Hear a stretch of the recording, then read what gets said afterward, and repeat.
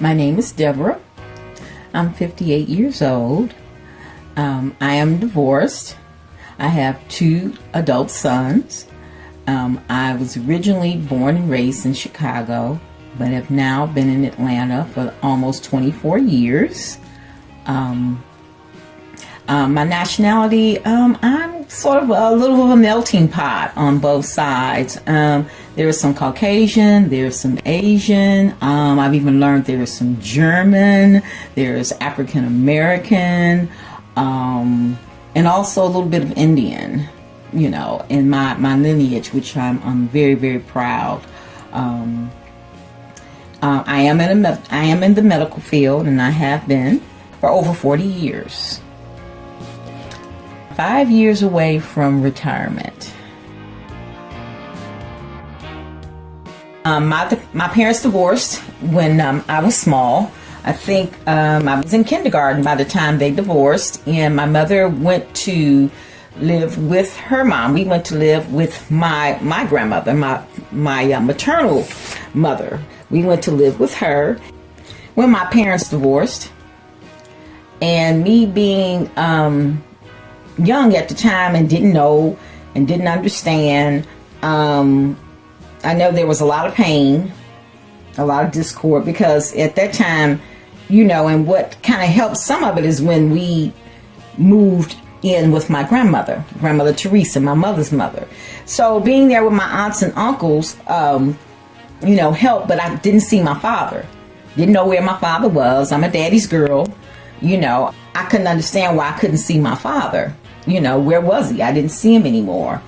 And being raised, you know, without my father, basically, even though he had I had reconnected with my father and he was in my life, but my mother, you know, I'm being raised by my stepfather.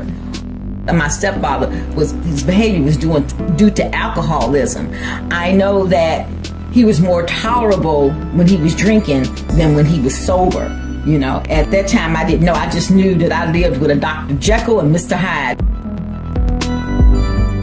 When I ran away from home, I became pregnant at 16, and you know, along with the alcoholism that was with violence, and I had to leave the house because my stepfather was abusing my mother in an alcoholic rage because he thought that she was cheating on him, and I pulled a knife on him, and to distract him from, you know, beating on my mother, and it worked. But of course, you know, I could no longer stay in the house. So, but there was still resentment for my stepfather at that time, and I think a big part of that was because of the alcoholism.